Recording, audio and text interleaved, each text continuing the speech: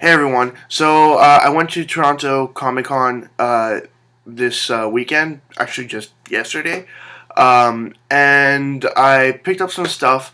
Sorry, I didn't take any video or pictures while I was there. I pretty much just went in, looked through the entire floor, picked up some stuff, and got out of there because it was surprisingly crowded. In the past, I have gone to the comic convention and to the anime convention um, that the people that do Fan Expo do as well. It used to be Hobby Star, but I think they recently sold it. So I'm not sure who runs these events now. I'll have to figure that out. Anyways, this was the schedule, I guess, for the events. On the cover is Eliza Dushku. Um, she was, I think, by far the biggest star that was there, or she was maybe just the headliner. Not entirely sure because, again, I did not stick around for that long. Um, it's only, like, this booklet here is only a schedule of events and a map of the hall floor. So there wasn't much there except for also the ad for 300 Rise of an Empire on the back of it. Because usually for Fan Expo they have like a thicker, full size book. Um, they also had a booth there for the Lego Movie, and they had this the Lego Movie activity book. So I grabbed one of these as well. But otherwise, there wasn't that much that I was interested in seeing. And again, it was surprisingly crowded. And at least I did get a whole bunch of street passes, and I actually have a street pass right now, which is kind of weird. But yeah, I got tons of street passes, so that was a good thing as well.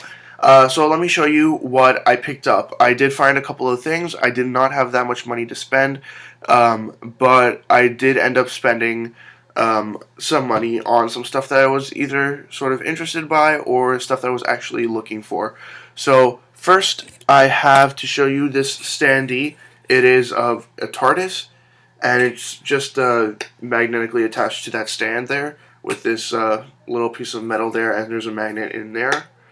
And I like that on the other side it says Bad Wolf. And yeah, this was just made by a local guy, and he had tons, all different themes. Alongside the Doctor Who ones, they also had some Sherlock ones, but they were $10 each, so I just grabbed that one there. Next up, also for $10, I got this Superman Fantastic Four gigantic, oversized comic. Uh, I like Superman, Fantastic Four, not so much, but to see another DC Marvel crossover, and especially in this oversized format, like there with Galactus devouring Krypton, I definitely just thought that I should get this, and it was in good enough condition, and it's pretty nice, so I thought, why not? And I paid less than the original cover price, so that's perfectly fine with me. Next up, I got something that I was very, very, very happy to find, but also kind of disappointed in the end that I did not buy the second one as well, because they had two of the exact same item there, and had I known for that price, I would have bought both of them and sold off the other one. What it is the very first Digimon virtual pet Tamagotchi thing made by Bandai, made in 1997. I think released in 97, 98, before the TV show even started, and it is just amazing that I could find this. It is brand new. I paid $30 for it, and online it's selling for over $100. And if I had gotten it, the second one that is, and just sold it for at least, I don't know, $60, then I could have kept the one and made my money back. And it's just a a little disappointing, but at least I got this one here. I'm really into Digimon. And yep, let's just move on to the next item I got here. I went to the Iceman video games booth at Toronto Comicon, and I was trying to decide between a copy of Kirby the Crystal Shards for the N64 or this game here that I ended up picking up. I left the Crystal Shards because they had multiple copies of it, but this game here I don't see as often, and when I have seen it, I've seen it for 3 or 4 times the full value of the game. So I'll just show you what it is. The game itself is Snowboard Kids for the N64.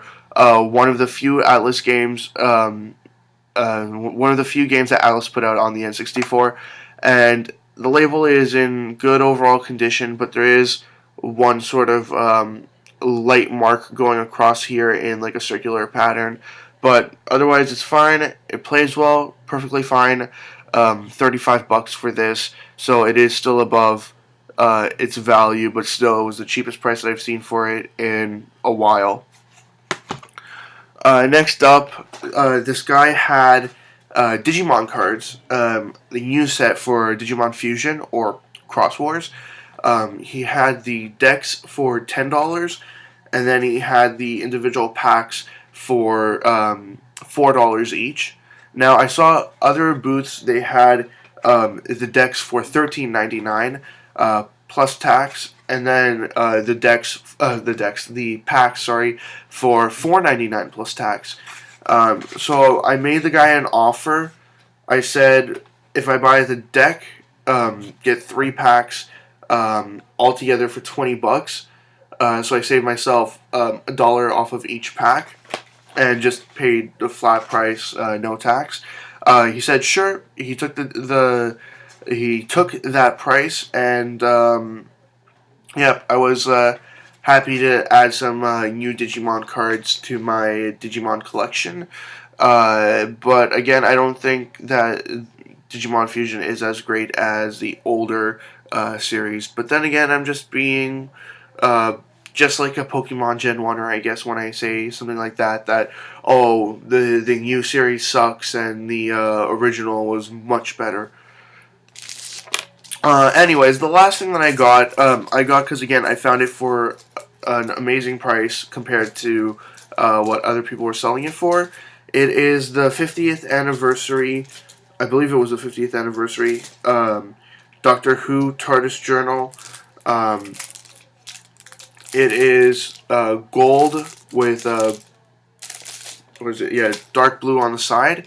It says police public call box or police box public call. Yeah, I got it for $13. I saw it at other booths for $20 or more, and I was not going to pay $20 for just a notebook. But yeah, $13, and it looks nice, and I'm gonna try to find a use for it, but most likely it'll just sit like this, but I try not to be that kind of person. I try to use the stuff that I'm buying. Anyways, so overall, prices were fine for comics. I didn't buy comics there, because, like, I mean, I can find comics in most stores across the city of Toronto for pretty much the same prices, because there are plenty of options out there. And I did not buy any also because I did not have my list compiled. So I'm gonna try to have a list ready for the next convention, so then I'd be more comfortable with buying comics, because I do not want to be buying any more doubles of comics accidentally. Anyways, the event overall was surprisingly crowded, a little bit disappointing and a little bit lackluster, but I still managed to find some things, especially happy that I found the Digimon Tamagotchi here. And that's it. That's all I have to say. As always, leave comments in the comment section below. Anything you want to say, any comments, questions, ideas, anything at all. leave it in the comment section below, and I'll get back to you as soon as I possibly can. Also, stay tuned this summer for my videos about Fan Expo. I will be going to Fan Expo again this year.